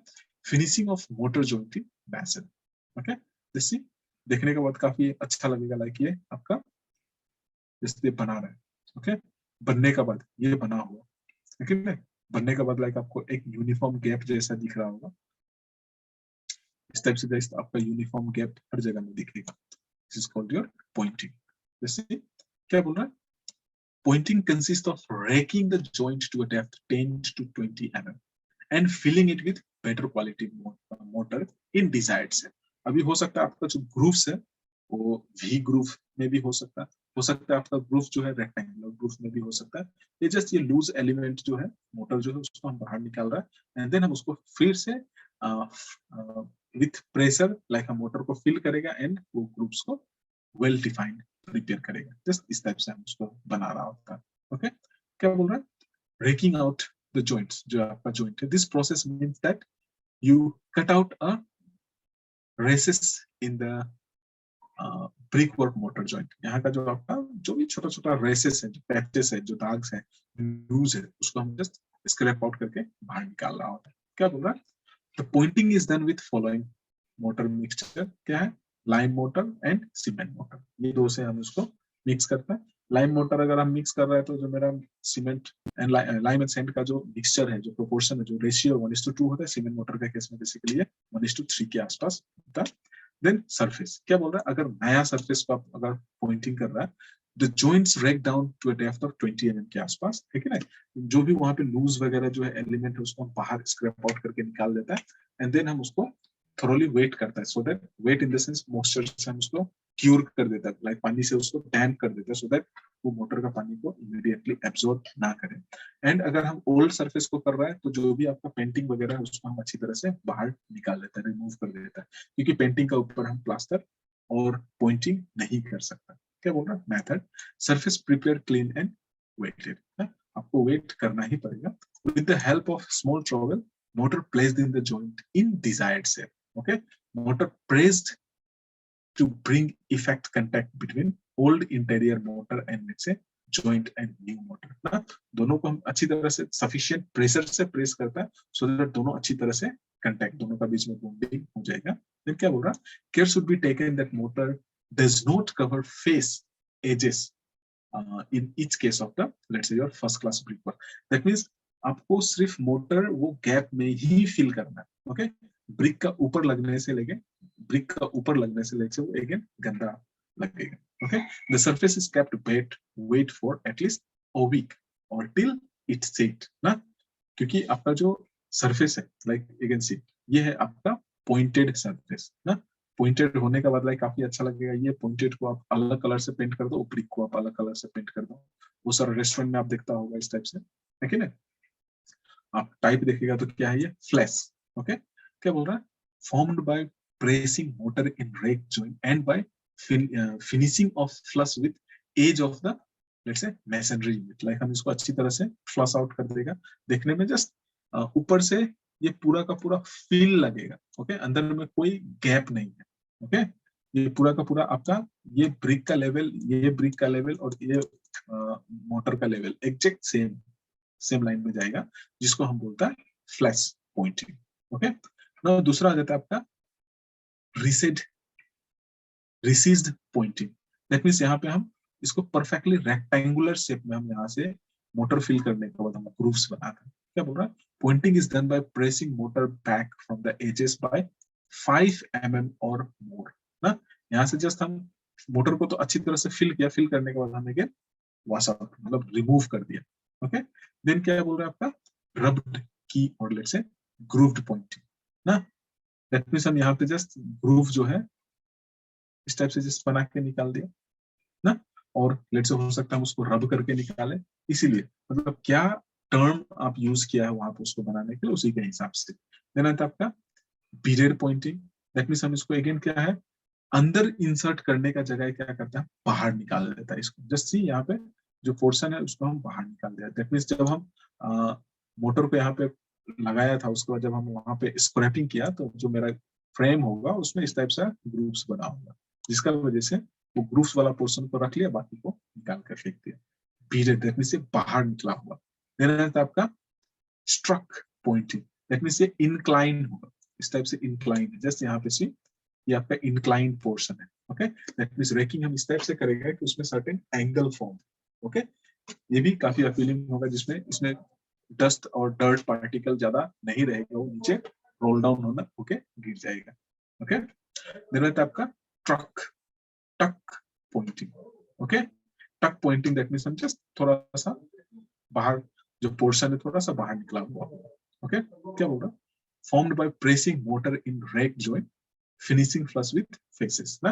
ये जस्ट सी आपका 5 mm के आसपास ग्रूव चैनल बाहर में निकला हुआ है। Okay, groove is tucked filled with white cement putty projecting beyond the surface. Okay, ये 3 to 5 mm के आसपास बाहर प्रोजेक्टेड होगा। ओके, जिसका वजह से आपको काफी अच्छा लगेगा। देन अगर आपका वी पॉइंटिंग, दैट मीन्स जो वाल है, वाल के अंदर जो मोटर लगाया है, अल्टीमेटली जब पॉइंटिंग कर रहा होगा तो हम वी शेप का ग्रुप अल्टीमेटली वहां पे निकालेगा। ओके, वी शेप का ग्रुप वहां पे दिखेगा एंड वो थ्रू आउट द वॉल वो परफेक्टली सेम वी शेप का ग्रुप ही हमको वहां पे दिख रहा होगा। देन आता है आपका वेदर पॉइंटिंग।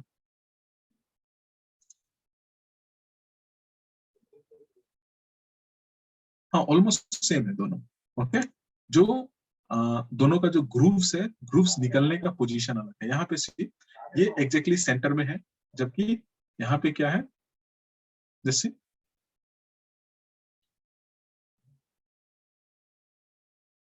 यस ये क्या है, स्मूथ है। ओके, ये लाइक पैराबोलिक शेप में है, जबकि ये क्या है, ये मेरा परफेक्ट रेक्टेंगुलर शेप में। जस्ट वही डिफरेंस है, दोनों ऑलमोस्ट सेम है। ओके, एंड जस्ट इसका रिवर्स है लाइक आपका वेदर्ड पॉइंटिंग। ओके, यहाँ पे वी ग्रूव अंदर साइड में जा रहा है, जबकि यहाँ पे वी ग्रूव बाहर साइड में आ रहा है, जबकि ये भी इसका जैसा ही है, शेप अलग हो गया, शेप अलग होने का वजह से उसका नाम अलग हो गया। Okay, weathered pointing. So this is all about your pointing. अगर कुछ प्रॉब्लम है तो बोलिए।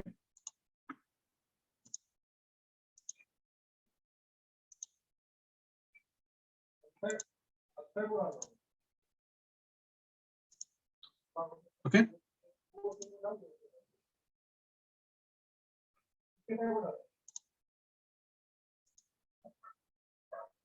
okay, then next is like your roof.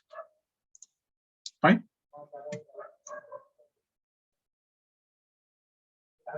roofs. Okay, roof जो क्या है, लाइक आपको जैसे फ्लोर जो कि हमको चलने के लिए मीडियम प्रोवाइड करता है। ओके, रूफ जो क्या है, मेरा स्ट्रक्चर का ऊपर वो कवर प्रोवाइड करता है, जिसका वजह से वो वेदर में हमको प्रोटेक्ट कर रहा होता है। ओके, ये अगेन कई टाइप का होता है। फाइन, लाइक आपका पीस रूफ, लाइक आपका flat roof, let's say shell and let's say folded plates. Okay, flat roof in the sense जो सिंपली आरसीसी स्लैब होता है। ओके, जो हम बेसिकली यहाँ पे देखते हैं। पीस रूफ जो आपका एसपी टाइप क्वार्टर्स का ऊपर में जो आपका स्लोपिंग रूफ है, ठीक है ना। जस्ट उसमें थोड़ा सा वेरिएशन करके आपका डिफरेंट टाइप का रूफ बन जाता है। ओके, फ्लैट रूफ जो है ऑफकोर्स कई एक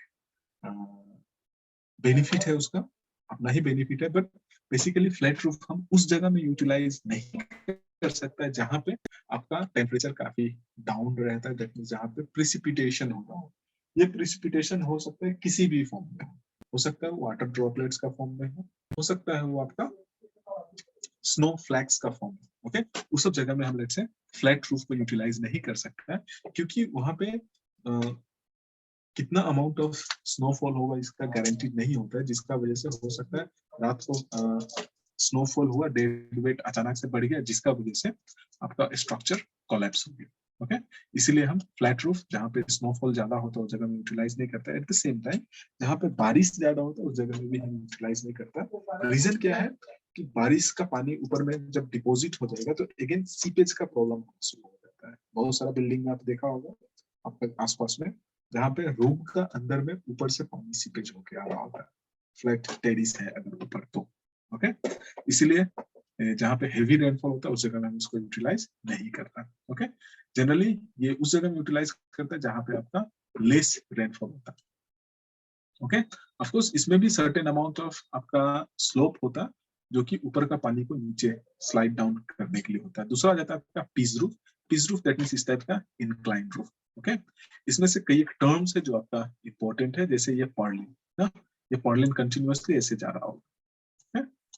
ओके, ये हो गया आपका बैटन जो कि रूफ कवरिंग को सपोर्ट करेगा। ये हो गया आपका राफ्टर। ओके, ये हो गया लाइक आपका ridge board, ridge in the sense top. Okay, batten जो कि रूफ कवरिंग को सपोर्ट करेगा। ये हो गया लेट्स से आपका अगेन बीम का जैसा ही होता है भी। ओके, नो ये कई एक टाइप का होता है, जैसे सिंगल रूफ, डबल और लेट्स से पर्लिन रूफ, ट्रस रूफ, ये सबसे ज्यादा यूज किया जाता है। सिंगल रूफ दैट मींस एक साइड में जस्ट वो स्लाइड हो रहा है। ओके, टर्म्स ऑलमोस्ट सेम है। Okay, single roof that means simply एक साइड में स्लाइड हो रहा है। जनरली आप देखता होगा जो आपका गैरेजेस या फिर छोटा मोटा दुकान वगैरह जो है वहां पे बेसिकली हम इसको यूटिलाइज करता है। रिज रूफ बेसिकली जब मेरा स्पान ज्यादा होता है तो हम इसको, सिंगल रूफ काफी अनइकोनॉमिकल हो जाएगा तो हम वहां पे क्या करता है, डबल रूफ को बेसिकली यूटिलाइज करना शुरू कर देता है। ये अगेन कई एक टाइप का है, जैसे आपका lean to roof, couple close roof, collar beam.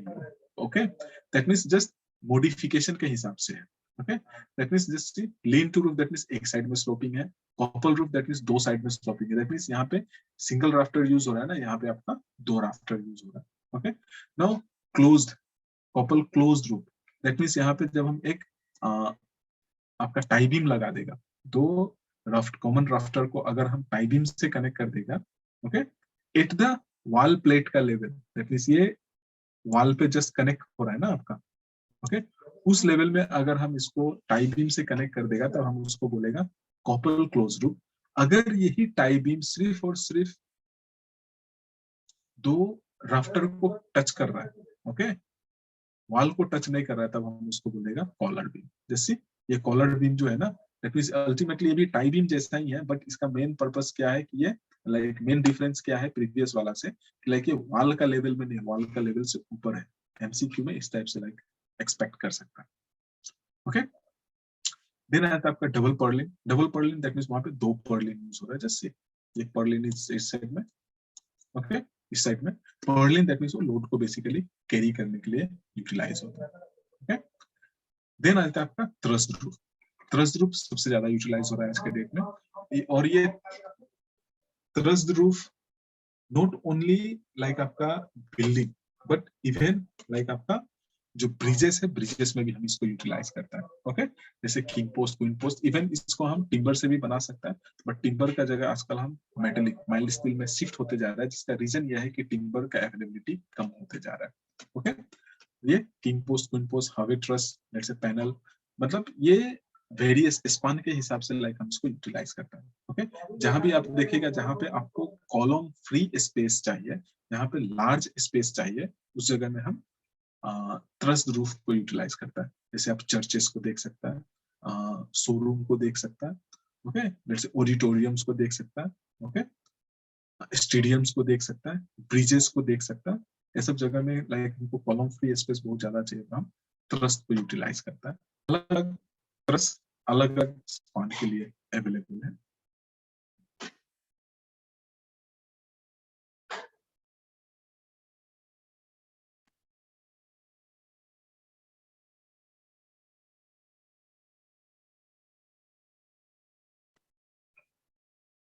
Okay, अलग अलग स्पान के लिए वो अवेलेबल है।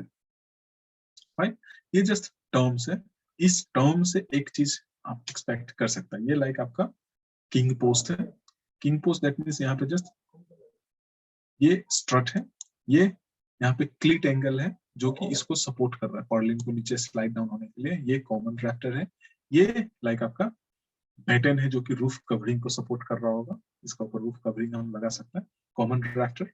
ओके, कॉमन रैफ्टर जस्ट ये नीचे स्लाइड होके आ रहा है। ओके, ये rich in the sense top. Okay, now folded plates जो होता है, जैसे आप देखता होगा मोन्यूमेंट्स वगैरह में इस टाइप से आप देखा होगा स्ट्रक्चर बना हुआ, ओके, पूरा का पूरा अम्ब्रेला जैसा दिखता है, ओके, जिसका एडवांसमेंट आरसीसी होने के बाद ही हुआ, इसको हम किसी भी शेप में बना सकता है, ओके, वो हो जाता है आपका फोल्डेड प्लेट्स, ओके, जस्ट इस टाइप से आपको दिखेगा, किसी भी शेप में हम इसको बना सकते हैं, बेसिकली डोम्स वगैरह में आप देखा होगा इस टाइप से आपका फोल्डेड शेप बनाने के लिए।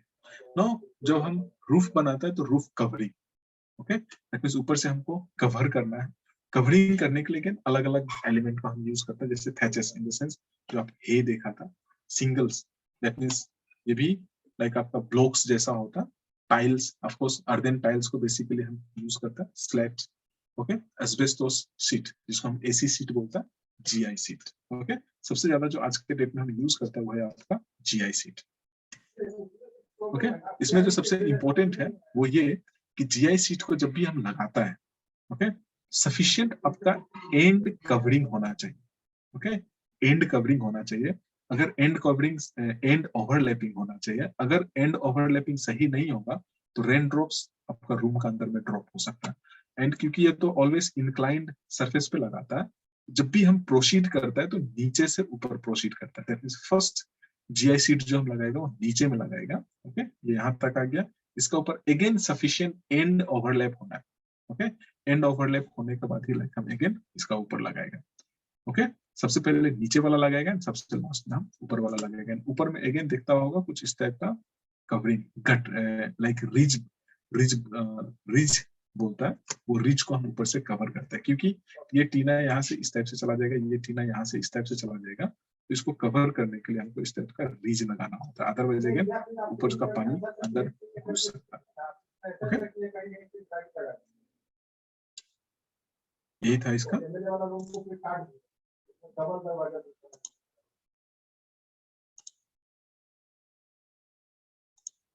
लास्ट जो आ जाता है आपका पेंटिंग, ओके, पेंटिंग हम क्यों कर रहा होता है,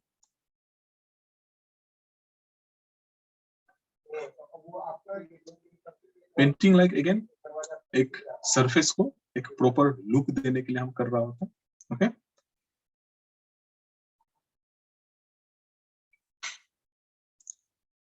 जो आपका एस्थेटिक अपीयरेंस है काफी इंप्रूव हो जाता है जब हम पेंट कर देता है, तो कई एक टाइप का आपका पेंट होता है, paints are applied on the surface, not only timber, metal, या फिर लेट्स से हम प्लास्टर्ड सरफेस, हर जगह में हम इसको इंप्लीमेंट कर सकते हैं, ये प्रोटेक्टिव लेयर है, जिसका वजह से अगर हम सही से उसको पेंट करके रखा है तो जो आपका प्लास्टर्ड सरफेस है, जो आपका मेटेलिक एलिमेंट है, उसका लाइफ काफी इंप्रूव हो जाता है, क्या बोल रहा है, paints are applied in liquid form and rather sometime the volatile constituents evaporate and harden coating as a protective layer. That means paint को जब भी हम अप्लाई करते हैं, ऑफ कोर्स उसमें volatile in the sense thinner जो आप देखता होगा ना, इसको हम टार्पलिन बोलते हैं, टार्पिन ऑयल, ओके, वोलेटाइल एलिमेंट है, दैट मींस वो जैसे ही एटमॉस्फेयर का कांटेक्ट में आता है वहां से इवापोरेट होकर चला जाता है, जैसे ही वो इवापोरेट होकर चला जाता है तो लाइक वहां पे आपका हार्ड सरफेस हो जाता है, सिंपल टर्म में देखिए तो नेल पेंट जो हम नेल पॉलिश यूज करता है ना, नेल पॉलिश जैसे हम नाखून पे इंप्लीमेंट करते हैं,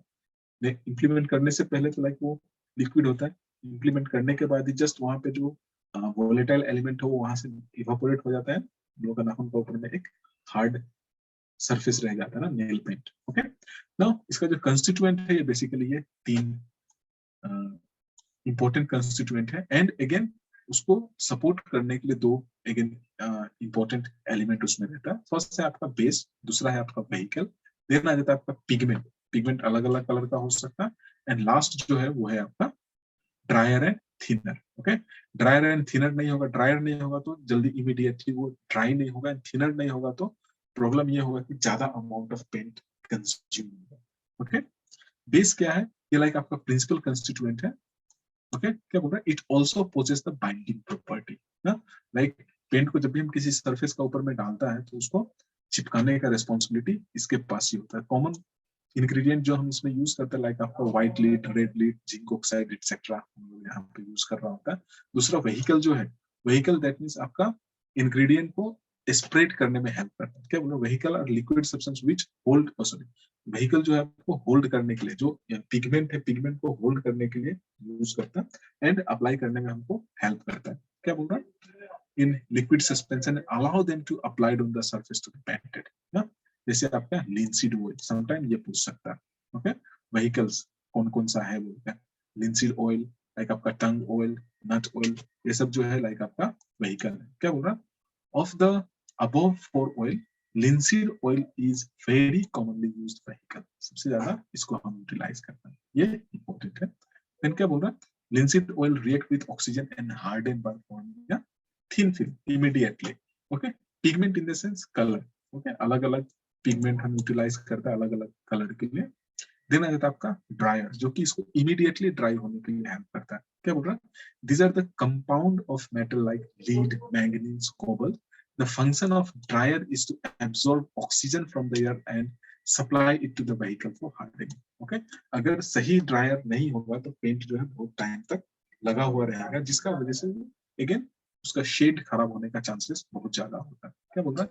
The dryer should not be added until the paint is about to be used. ना जब तक हम उसको यूज करने वाला नहीं है तब तक हमको उसको नहीं डालना है. क्या बोल रहा है? Excess dryer is harmful because it destroys the elasticity and causes cracking. Like आपका पेंट में क्रैक आने का चांसेस है. दूसरा आ जाता है आपका थिनर. क्या बोल रहा है? It is known as solvent. Sometimes इसको solvent भी बोलता है. It also paint thinning and let's say hence increases the coverage. ना like come amount of paint को भी हम स्प्रेड करके ज्यादा जगह में डाल सकते हैं. क्या बोल रहा है? सबसे इंपॉर्टेंट जो हम यूटिलाइज करते हुए आपका टर्पेंटिन जिसको हम सिंपली टर्पिन ऑयल बोलता है ना वही है. Turpentine and let's say naphtha are commonly used thinner. After paint applied, thinner